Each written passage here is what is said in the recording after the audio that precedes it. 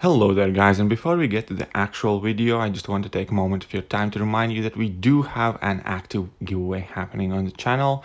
We are giving away Xbox One and Beats headphones.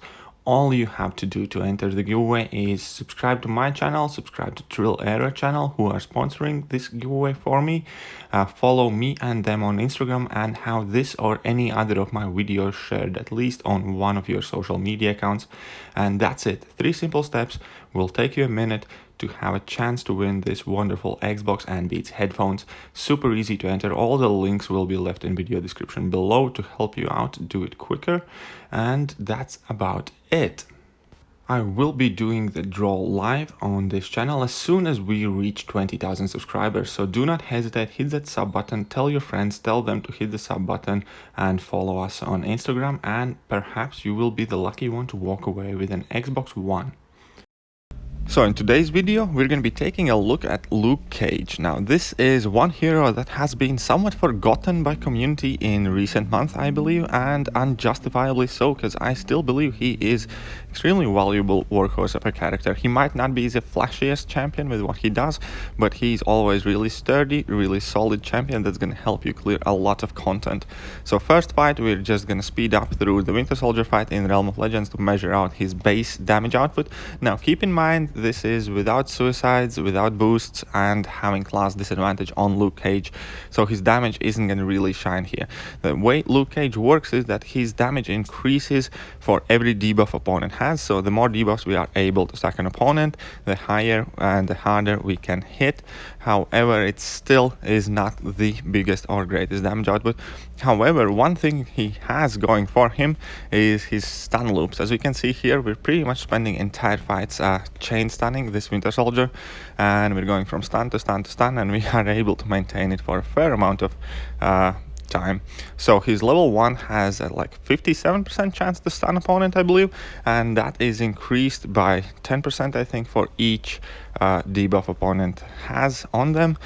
So long as we are managing to maintain a fair amount of debuffs on the opponent, we have a really good chance to stun him. And also, this isn't just useful for Realm of Legends, because Luke Cage's signature ability is one of the kind of better signature abilities in the game as far as I'm concerned, and it is simple indestructibility whenever you would get struck. Now, and then it goes on a fairly long cooldown. The cooldown does get shorter if your signature ability is higher, but even at like Sig 1, Luke Cage can benefit greatly from that signature ability.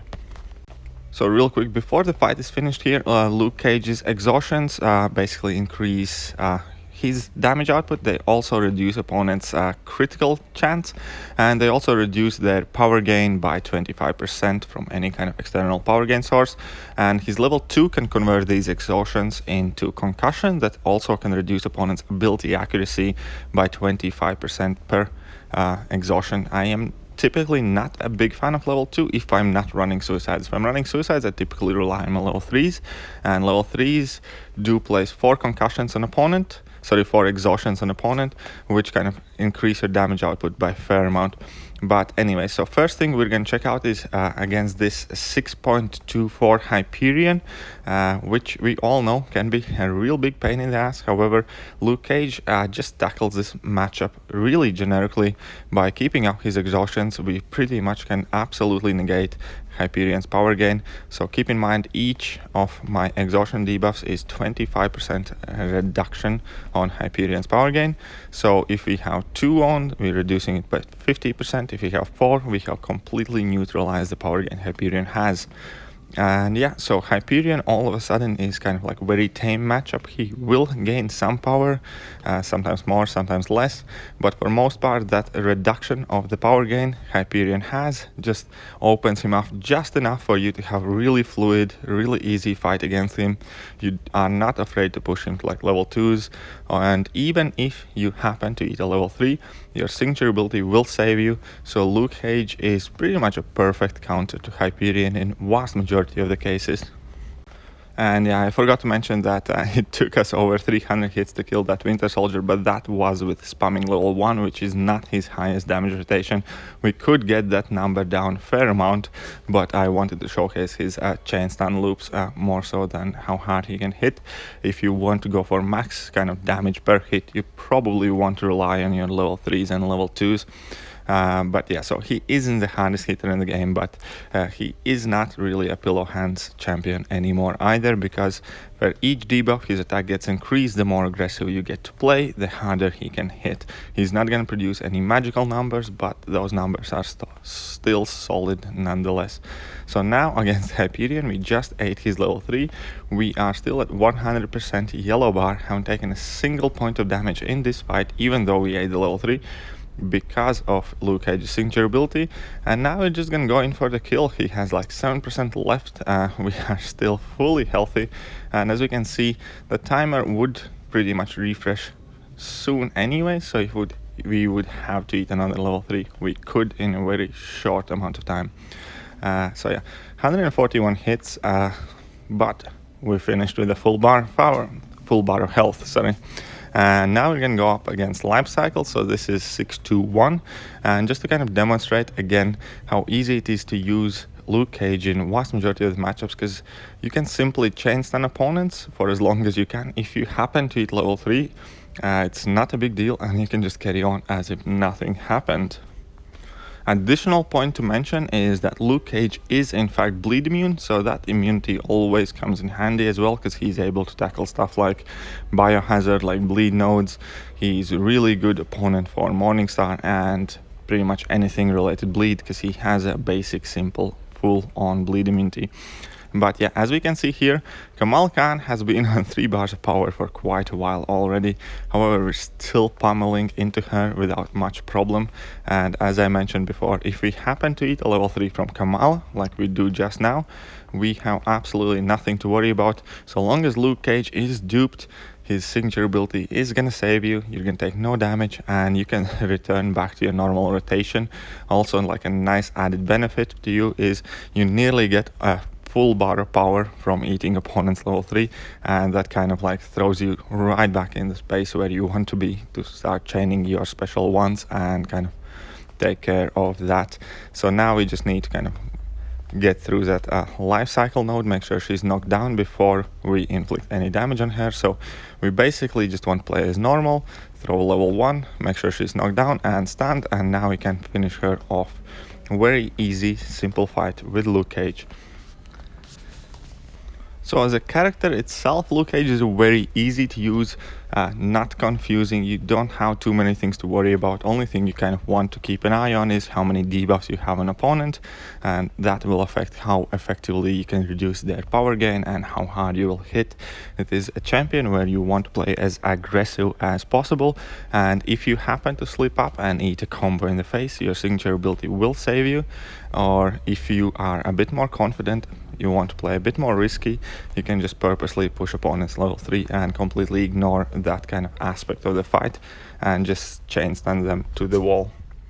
And one of the biggest reasons why I actually like Luke Cage a lot is simply how user-friendly he is, because he is a champion that is like really tough. He has increased physical resistance in his base, so he doesn't take too much damage when you slip up. Also, you have that indestructibility whenever you slip up for the first time in the fight. That's often gonna save you. So he's like very sturdy, very stable champion that lets you make mistakes, lets you kind of eat a combo to the face, shrug it off and move on and keep on going. I was using Luke Cage for absolutely ages when I was playing map 6, because I had to deal with some bleed nodes, and he was absolutely perfect for it, especially if he's awakened. So I do recommend taking a second look at Luke Cage to anybody and everybody who is relatively newer to the game. If you already have like a whale-like roster, maybe this isn't the champion for you, because he doesn't do anything too crazy. There are other champions that can handle Hyperion and power gain better than he can, even though he's still having really good time with those champions. But still, he's one of the more user-friendly champions in the game, just because of that on-call indestructibility. It's kind of like a nice safety blanket for you to always have in every single fight. And that is also what we're going to use here, because he is having a fairly good time against Icarus node. So as you can see here, because we activated our indestructibility, we also didn't take any degeneration damage from Icarus. Now, the fact that we can bypass degen damage by simply going indestructible, as well as the fact that we can chain stun opponents, and that means we can aggressively and actively get those fury buffs up, does in fact make Luke Cage also a really good option for fights on Icarus node. You just kind of need to manage your initial part of the fight till you build up past bar of power, and then when you unleash, you can just chain stun opponents. Each hit will hit harder because you're going to gain a new fury, and you're able to finish out opponents extremely fast on Icarus nodes. So that is also definitely a worthy option and a decent use for this champion. But as I mentioned before, one of the best qualities Luke Cage has, and like the best form of utility, is just how reliable and sturdy and stable he is. He's a solid workhorse of a champion that is going to pick up your slack. When you're going to make mistakes, instead of getting hit in the face and losing all your health or half of your health, you're just going to activate that indestructible, or you're going to absorb a lot of damage with your physical resistance, and you're going to be able to keep on going. So I definitely, once again, do recommend taking a look at Luke Cage to everybody who is starting to progress through the game, who is starting to reach kind of higher maps of AQ, who's trying to clear Act 5, maybe beginning of Act 6, just because Luke Cage will definitely help you save some potions. Now we're going to be taking a look at Electrified in 6.1.1 on No Retreat, and this is another kind of interesting way how you can deal with No Retreat node, and that is once again just try and chain stun opponents for as long as you can. So we've built up to nearly 2 bars of power. We're starting our chain stun loop, and if we happen to push opponent to level 3, that's perfectly fine. We don't have to dash back, so we do not ever trigger No Retreat node. And if we run out of stun, or if stun doesn't trigger, then we can just eat that level 3 from Electra here, and we're gonna take no damage, and that's perfect. So as you can see, we're still at 93%. We are just pummeling in at her. She's nearly down, she's like at 7%, but at this point I'm about to run out of power. I did run out of power. She did manage to launch her level 3, but we're taking no damage. And that is exactly why I like Luke Cage, because you can pretty much play aggressive, play careless with very little consequence. And this aggressive, careless playstyle quite often actually comes in handy, especially when dealing with some of the more troublesome nodes, like in No Retreat case. Like now we're gonna also have a fight in 6.1.4, I believe, Loki chapter. So this is close encounters. Basically, whenever we're close to Phoenix, we're regening. Whenever we are far away from her, we're degening at a faster rate. But because we are able to always kind of be in other opponents' face, chain stun them, we are maintaining our distance like really close to Phoenix. It means we're pretty much always regening, and we're not worrying about our level 3 attack, I mean eating Phoenix's level 3, because we're gonna go indestructible if she does happen to launch it. So you can completely take advantage of this node, for example, heal up any kind of damage you have taken beforehand by just staying close to Phoenix, being super aggressive, eat that level 3 if you must, take no damage from that, and return to your previous rotation. And that is honestly as simple as that. So Luke Cage definitely isn't the most complicated champion. He's also not the most flashy champion, but he is one of the more reliable, kind of sturdy workhorse guys that you can possibly have going for you. So yeah, as we can see here, we ate level 3 from Phoenix, but we have absolutely no problem putting the pressure back up after level 3, nearly pushing her to 3 bars of power, triggering her regen, negating that heal with our Despair Mastery and our debuffs, and finishing her off shortly afterwards. Last few quick points to mention is that indestructible works against any form of damage. So in this case, even if we make a slip up on purpose in this fight, let's say against Kang, who has Bane on, that indestructible will also mitigate the Bane damage, just adding to how safe it is to play with Luke Cage, be aggressive and make a mistake. Also worth noting is that the higher his signature ability, the longer he's indestructible, so that is extremely useful if you're using 4 or 5 star versions of Luke Cage. Getting his SIG up definitely does help.